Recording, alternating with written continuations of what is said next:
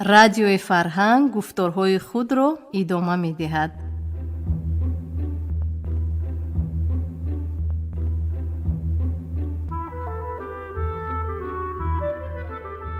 салом шунавандаҳои азиз, ҳоло аз хазинаи тиллоии радио романи иҷтимоӣ палатаи кунҷакиро аз рӯи асари нависанда Фазлиддин Муҳаммадиев бишнавед. ровӣ ҳунарманди мардумии Тоҷикистон Ҳабибулло Абдураззоқов.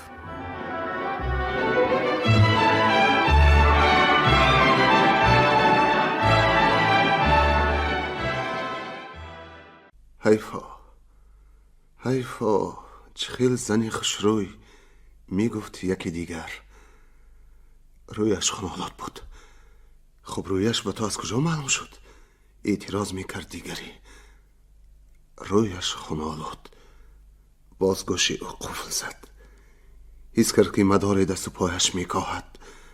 ناگاه کسی او را از دامن پیجه کشاله کرد. همان دوگانه همکار خرامان. چشمانش گریه آلود. ای سبیل، گوش محکم، سر غواص میزند. نمیشنود که چی ها میگوید. ها خرامان همراه کران چپه شده است. او را ماشین برده است. یاری تعجیلی البته. نه زنده بود. زنده. پس چرا میگیرید این زن؟ زنده بود. حالا چی؟ از کجا فهمیدن ممکن که خرامان را به کجا بردند؟ کدام کسلخانه؟ در خانه چه چوبینی پررب تلفن هست، لیکن با تلفن از دو سر جواب نخواهند داد. کمش بعد 1 ساعت معلوم خواهد شد که او را به کجا بردند. احوالش چگونه است؟ چی باید کرد؟ رویش خونالود. به ایستگاه ماشین های یاری تجلی رفتن در کار. ماشین تیار، فکر و خیال چی لازم؟ ایام شاگرد قمر بودنش کار ایستگاه را به نوار گرفته بودند. آنجا در حال جواب میدهند که فلان بیمار را به کدام طبابت خانه بردند و احوالش چون است. ابراهیم جان ماشین میراند و گاه پیش راهش را عیان میدید، گاه بین چشمان او و راه گذران پردهی تمام میافتاد. هنگامی گذشتن از چهارراهی نزد اگنتی شهر ایرافلات غجر راست گوش خراش ترمز کدام ماشین وزنی بلند شد. ارنگ بانگ دشنام به گوشش می رسید. از افتش چهارراه را به نوبت به چراغ سرخ گذشت و قریب باعث فلاکتی نو شد. باز در کجای انبوهی پیاده ها را به شست بریده گذشت. زنی فریاد کشان حقارتش می کرد. دیسپیچری یاری تجلی گفت که اندکی برداشت کند، حاضر جواب خواهد داد. اما او را دیگر یارای صبر نبود. در جانکای از کجای پیدا شده آمده جاخایش را به هم فشارید. گویا استخوان‌های منع را ساویده آرد می کردند. به زور ایمای کرده جوانی سفید پوشی را نزد خود خوانده به جاغش اشاره نمود و خود همان لحظه در خود همان جای روی خرکی سفیدی نزد میز دیسپیچر به پهلو خوابید. نصف شبی در پلت 12 به خود آمد. در همان پلتی که آنجا یک ماه ناجنبان می خوابید و در عرفه ادیمه‌ای به پلتی کنجکی گذاشتند. چشم گشاده دید که به تاری سرش گویا خرمنی پخته را پرو کردند. پس از مدتی سرفهم رفت که این پختنی یک تهی سفیدی آدمانی به سرش خم شده، سقف آهک مالیده خانه، چراغ سفیدی کوره شکل است. یکی از یک تک پوشان برادرش است. البته برای پلکانی که میلیتسیا دری بسته نیست، وقت و بی وقت ممکن و ناممکن نیست. برادرش، برادری جانش، برابری جانش، شخصی محبوبی او که به جای پدر تربیت کرده به غایه رسانیده است. شخصی که به جای سپاسداری ابراهیم ناشکر 100 بار 1000 کره دلتنگش کرده است، آزارش داده است.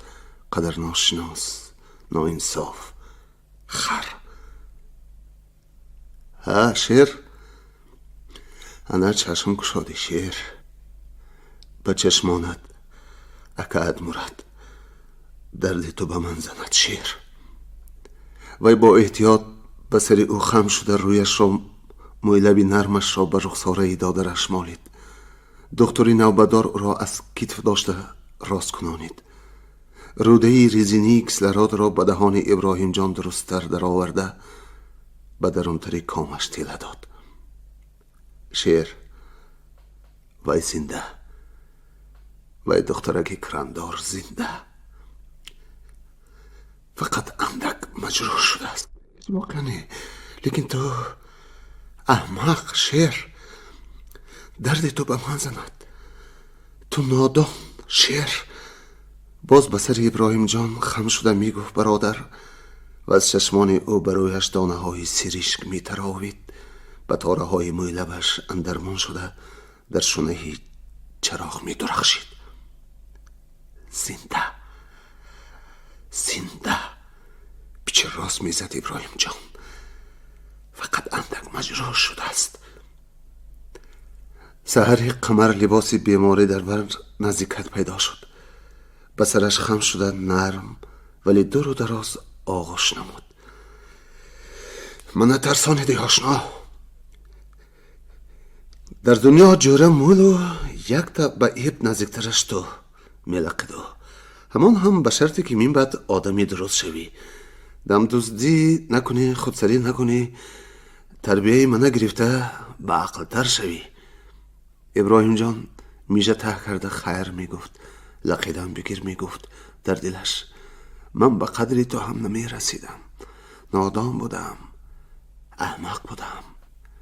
خیر رفتم، حالا با پیشی تو کسی را نمیمانم، لیکن علاج هست. او به لباسی کسلخانه اشاره نموده عیارانه چشمک زد. زرداد خان ایوان امک را به کت خوابانیده نبض او را دور و دراز سنجید. به ساعتش نگاه کرده از روی عادت خود به هر تپیش نبض سرش را یک بار خم راست کرده می شمارید. بعد موی سفید را رو به پایان خوابانیده به تخت پشتش استتوسکوپ گذاشته مدتی از آن هم مدید در گوش کرد. چقدرتر نفس کشید می فرمود او. ایوان امک عمیق نفس می کشید. اکنون نفس گیرید و نگاه دارید. ایوان امک فرموده او را می کرد. در این اثنا از گوشه دری دالان صدای خنده شنیده شد. خنده تدریجاً به قهقهه‌ای بلند تبدیل می یافت. این چه حادثه؟ آدمی بدتمیز در بیمارستان به این طریق نمی خندد هرگز. ابراهیم جان از دکتر رخصت گرفته به دالان برآمد. در قنات چپی دالان، در آن طرفی که شعبه جراحی واقع بود و با تواره شیشه کاری جدا کرده بودندش، چند کس برابر می خندیدند. کریم جانکه هم خودش چی گپ گویان برآمد. از پس او ناصر عباس، خود دکتر و نهایت ایوان امک کرتش را پوشیده روان بیرون آمدند. چی گپ چی شده است؟ زیور از آن سو تبسم کنان می آمد. زیور چه حادثه؟ کی می خندد؟ پرسید زرداد خان. ارکت الفا را جراحی کردند، پروفسور می خندند. اسیسینتا و شمکتی از شکمی ارکه بیزی روغم برآمده است. اکنون در شعبه تراپی هر کسی که مجال خنده داشت می خندید. در اردیناتور دکتران می خندیدند، در گوشه دانشجویان تجربه آموز می خندیدند، بیمارانی که در پیش زینه پایه جمع شده رست سیگار می کشیدند قاه می خندیدند. در بدل 4-5 هفته ارکت الفار همه را از جان سیر کرد. ظرف پیشاب و دستم قطعی نمی دارم. من در کسالخانه مسکو تبابت شدگی آدم. آنجا همراهی پیشابدان دسترمالی تازه می دهند. یافته می دهید. گفته زیتیر می کرد و دو پایش را به یک موزه می انداخت. بعد برای خانه علاهیده، برای تلفن، برای خوراک عربده ها کرده حالی همه را تنگ می کرد. قریب هر روز سردکتر را به نزدش دعوت کنانیده با او از آسمان هفتم ایستاده معامله می کرد. اگر ناصر عباس با واسطه جورش نقطه او را اندک کشیده نمی ماند، حالا احتمال در طبابت خانه برای خود سنتاری درست می کرد. می گفت که به دیوارها قالین آویزید، به هر گوشه تلویزیون مانید، هر ساعت میوهی تر و تازه بیارید. کسلی او را تراپیفت ها معین کرده نتوانسته، موافق طلبش به شعبه جراحی گذرانیدند. وی فغان میکرد که به درد سرطان گرفتار بوده است. به درد سرطان گرفتار بوده است و طبیبانی به مروت به جان او رحمی نداشتند. در واقع جراحان در اثنای معاینه در شکم او زیر پنجه ناهمواری حس می کردند. این ورم سرطان مرا خود پروفسور جراحی کند طلب می نمود. او شهر بی دروازه نیست. خواهش بیمار را به انابت نگرفتن ممکن نیست. قانون سویتی طلب می کند که و هاکذا. همین حالا او را جراحی کردند. از شکمش از میان روده ها بیز روغن را بریده پرتافتند. در عمرم این خیلی گمراه نشده بودم، می گفت پروفسور و آب چشمانش را با روی مولکی پاک کرده از تحت دل می خندید. بیز روغن، خطاب کرد ناصر عباس. خودش بیز روغن، نابکار، پرازیت. گرچه او چندین مرادف تاجیکی این کلمه یونانی را می دانست، لیکن عیناً همین طور پرازیت گفت. لرزه به اندام او افتاده، رنگ رویش کنده بود. زیور او را از بغل داشته به پلات هدایت نمود. به قدحک شیشگینی داروخوری ولی رنگ ریخته به آب آمیخته نشانید. همه به پلات برگشتند. ابراهیم جان بی اختیار قرار زده خندید. ناصر عباس سر از بالین برداشته به او طعنه‌آمیز چشم دوخت. نخندید ابراهیم جان. ما میخندیم، این بیسها به طور سرمون برآمده میگیرند. ابراهیم جان خجالت آمیز سرفه کرده روی کتش یازید. از روی نوبت دکتر میبایست نزد او می آمد، ولی وضع ناصر عباس را دیده پیش وی رفته به کرسی نشست. چیزی نگفته، کاری نکرده، خیال آلود به تریزه نگاه کرده می نشست. گویا به وجاهت خود گفتنی بود که منتظر است که بیمار آرام بگیرد. او آید به راه های یاری رسانی آسایش، بعضی حیله های پسیخولوژی بارها اشارت کرده بود. زود دقت خود را به دیگر نقطه روانه کنید، می گفت او. یک دقیقه تصور کنید که شما تنهایید. کسی نیست، واقعی رخ نداده است، کسی چیزی نگفته است، کاری نکرده است. و همین که آرامی از نو برقرار شد، اندیشه‌تان را می توانید باز دوام بدهید، لیکن با تأمل، گرانبارانه، با تمکین. خود نگهداری را آموختن لازم، دیگر چاره ای نیست. راست برای بیماری که یک بار به درد قلب گرفتار شده است راه دیگری نیست. همه این گپ ها به گفتن آسان. خود را به دست بگیرید، آهنی تافته را به دست گرفتن آسان تر بودگیست. دکتر ناصر عباس قدری تسکین یافته به گپ در آمد. گفته بودید که من از قدیم بر این صحت می شوم. گفته بودم، باز می گویم، بی مبالغه، مطلقه. لیکن شرط همان معلم، سخت به اضطراب افتاده ممکن نی، مثل پیشتره. چه خیل به اضطراب نمی افتید؟ انا گوش کنید. یک واقعه. روزهای نو به کار تعیین شدنم در ریان از اداره می بر اومدم که یک شخص ماشین سوار از روبرو می آید. از یک کنار کوچه قبری آب می گذرانیدند. کوچه پر خاک ناهموار بود. ماشین سوس می آمد. وجاهت آن شخص دقتم را به خود کشید. گویا هیکلی تیار، هیکلی غرور. میدونید رسمان کاریکاتور صورت هوابلندان را چنان می کشند. سرش یک طرفه، بینیش در آسمان، به عالم با نفرت خشم‌آمیز می نگرد. گویا می گوید های غلامان، های اسیران و فقیران، چرا نگاه نمی کنید که من می آیم؟ من چرا به زمین نمی افتید؟ به سجده نمی روید؟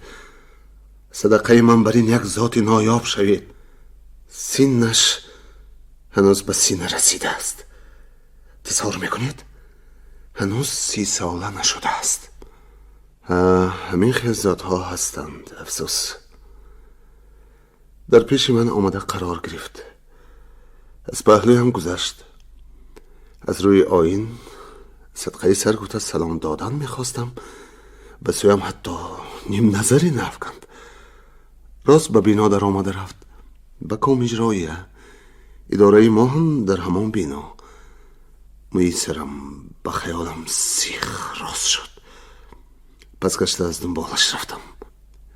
به قبولگاه رئیس در آمده، به آدمانی در نوبت نشسته نگاه نکرده، حتی برای کاتبه هم ننگریسته اعلام کرد. مطلبش را اظهار نه، با دبدبه اعلام کرد. به رئیس گوید که دیرکتر تریس آمد. خلاصی کلام به نوبت در آمد. صبر کرده ایستادم. از افتش قیافه غضب آلودی مرا حاضران دیده حیران شده بودند. وقتی که از کابینت رئیس می برآمد، از دستش داشته دوباره به آنجا در آوردم. رئیس حیران شد. هم رئیس، همان شخص، هم خودی من راست می ایستادیم. کوچه آداب گفتنی عباره هست. گفتم من میگویم که کشور آداب هست در روزگار. در آن کشور کلانترین، فراخترین کوچه خاکساری است. افسوس این کوچه کم آدمتر است. آن را باید پیش از همه کمونیستان پر کنن، آباد دارن. شما دیرکتر به چی وجه از خود خداوندی عالم می تراشید؟ چگونه دارم من؟ برای چی مرا از راه بازداشته دغ و دغدغه می کنید؟ شوریده رفت آن هیکل. به اطراف، به زمین، به آدمان هم نگاه کنید وقتی که به زمینی آسی قدم میمانید. از کمیتیتی نظارت شدنتان حالا یک ماه نگذشته است. شما پست و بلند این رایون را از کجا میدانید؟ پس نمی آمده. این دم رئیس به گفتگاه همراه شد. پست و بلند رایون همین که این کس جنی سید رضایچ کاتب یکم ایراد رفیق ناصر عباس جان دارد برادر. من هم از این خصلت شما با خبر. اگر خودی سید رضایچ فهمن که به این طریقه آبرویشان را ریخته میگردید، شما را نوازش نمی کنند. عیب. شما را به اعضای پارتی با امیدی قبول کردند. ثانی‌تر واقعه را به خود سید رضایچ هم گفتم. دیرکتر با آدمون سلام علیک میکردگی شد. ناصر عباس از جایش خسته یک پیاله چای خنک نوشید. باز آمده سخنش را ادامه داد. به عقیده او در مملکت ما کیها با صنف‌های به هم زید، به هم دشمن نباشد، هم مناسبت صنفی به کار، به ادای وظیفه و معماهای مرکب وجود دارد. صحیح‌ترش مناسبت سیاسی. یکی به کار دولت جانسوز است، همچون فرزند زمانه نو دلش جانش تا مغز استخوانش می سوزد. دیگری می گوید صدقه سرم، دلم خون کردم می گردم، در همین روز دنیا دلسوزها کردن گیرند.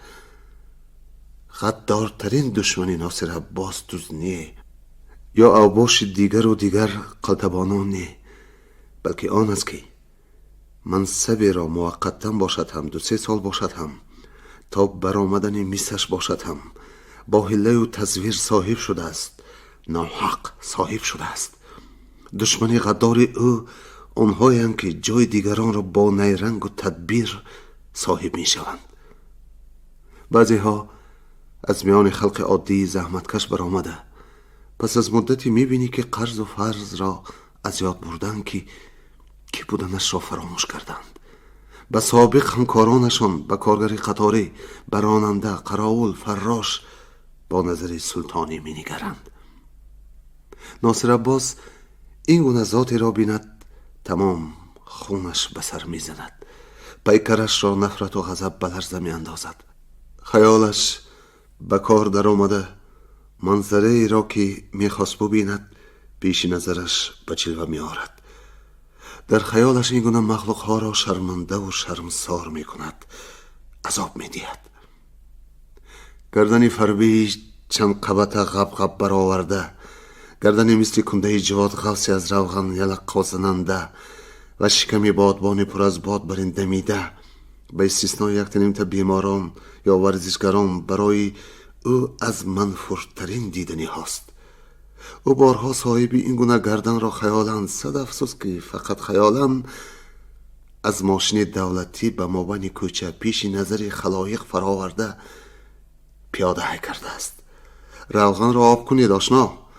شما در مملکت سوسیالیستی زندگی میکنید. به اطرافتان یک نظر اندازید. یا این گونه ذات را به مجلس کمیتیتش دعوت کرده است. تالار پهناور از آدم پرو مالامال، حاضران کتگی، غرور پوچی او را که مناسب دیگه کدام یک فیادل است با تمسخر محکوم میکنند. بنابراین گردن غاز حالا از شست فرامده، غرق آب و عرق ما بین مردم با سر اندکی خم می ایستد. اندکی خم، چون که چرب ترنگی گردن لنده امکان نمی دهد که منه تا به سر سینه برسد. از وظیفهش آزاد کرده به زواد خیشت به کار فرستاده شود. گروه نظارت خلقی زواد عهدهدار کرده شود که به اصلاح این ذات به آب شدن روغن اضافه او نظارت مخصوص تعیین کند. ثانی ناصر عباس به خود تصور می کند که گردن غاز هر ساز زنان و فشفش کنان پیاده به کار می رود. هنگامی سوار شدن به اتوبوس از در نغنجیده باعث پیسخند مسافران می شود. دختران جوان زنان قیق خندیده جان او را به حلق می آرند و از خدمت ترالیبوس ها عموما دست می کشد، چون که در اکثر آنها گویا بر قصد او در عدل میانه در قفا دستارک شنانیده در آمدگاه وسیع را به 2 حصه تقسیم کردند. او فقط یک بار با سر و روی رخشار جثه خود را یک طرفه کرده به درون کشیده توانسته است.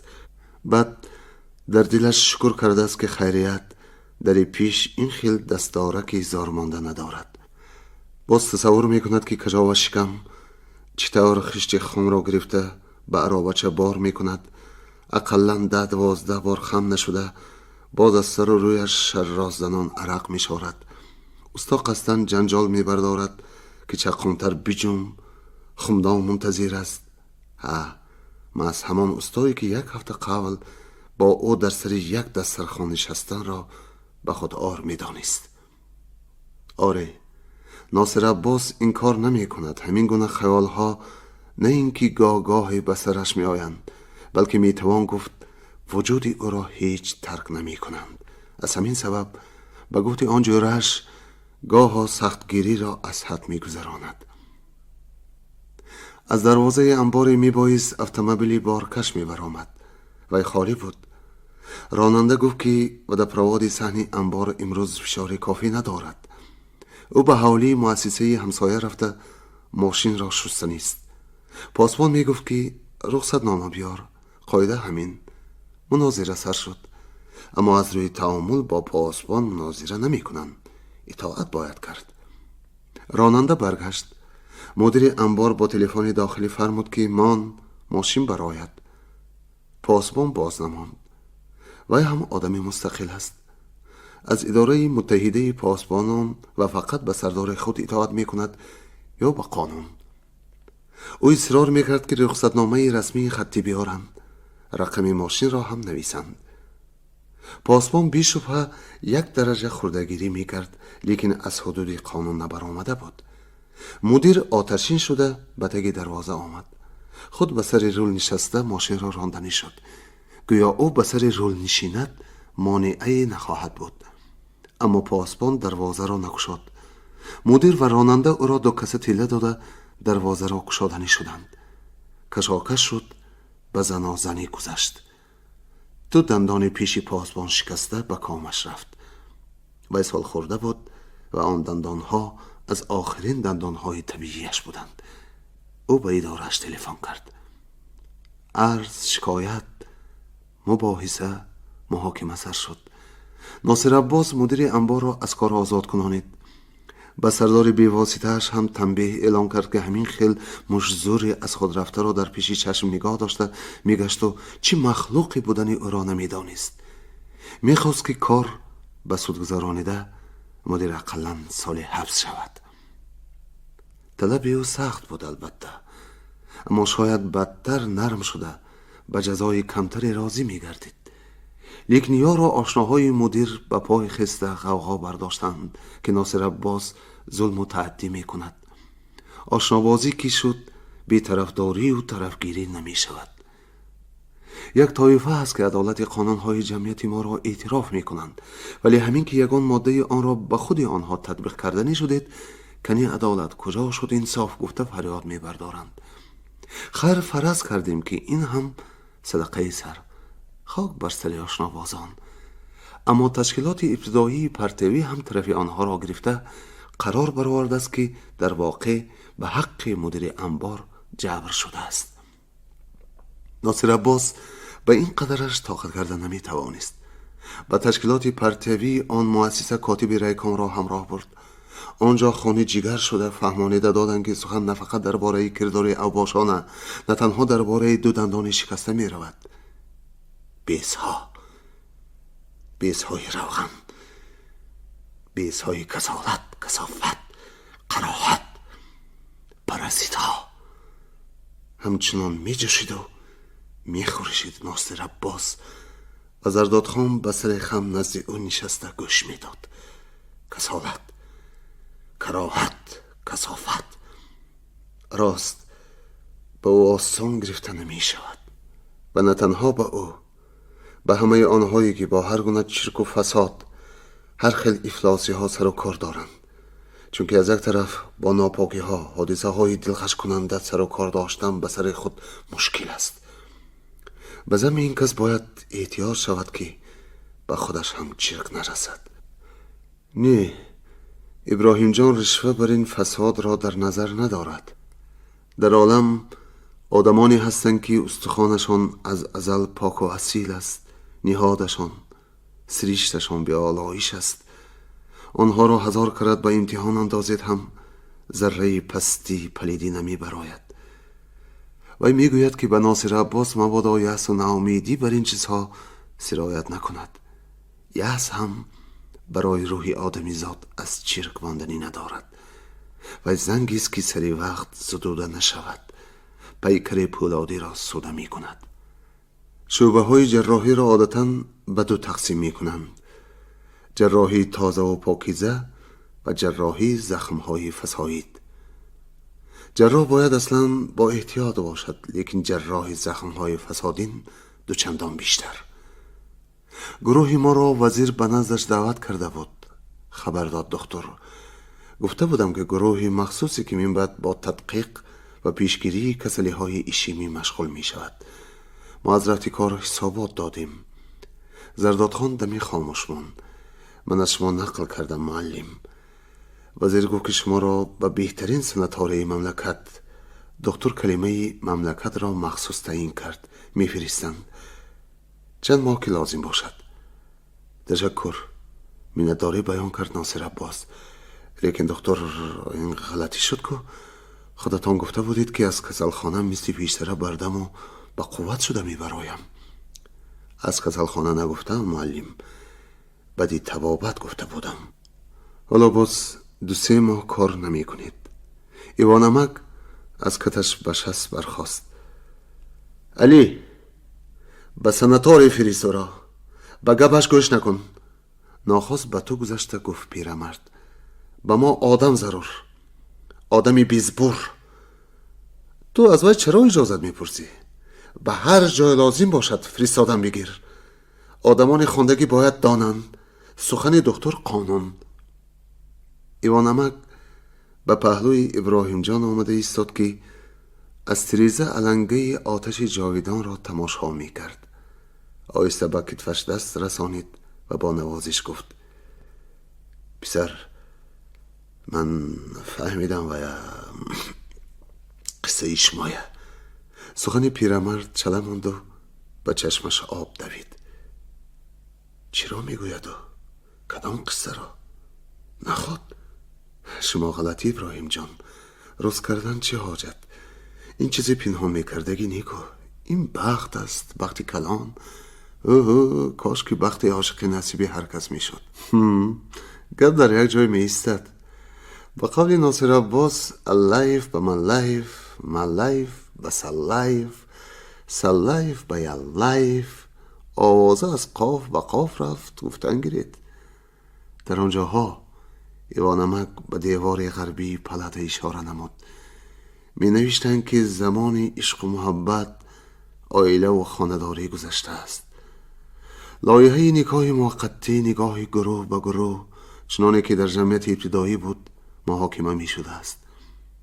ذاتهایی بودند که بعض ما راستم مست و لاعقل شده با هم دیگر زن عوض می کردند. آدمیزاد از سیری بی خود می شود. می گویند که این مرض به همه سرایت می کرده است. نه جنابان محترم، ناخواست نعره کشید ایوان امک مثل آن پیرمرد کشبایی که در کلوب ویتران ها ناگهانی فریاد کشیده او را با تعجب انداخته بود.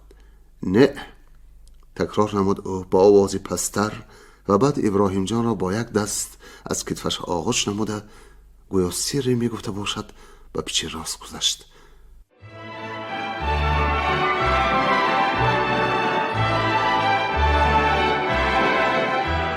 شنونده های عزیز، یادرس می شویم که شما از خزینه تیلویی رادیو رمان اجتماعی پالات کنجکی را از روی اثر نویسنده فضل‌الدین محمدیف در قرائت هنرمند مردمی تاجیکستان حبیب‌الله عبدالرزاقов شنیدید.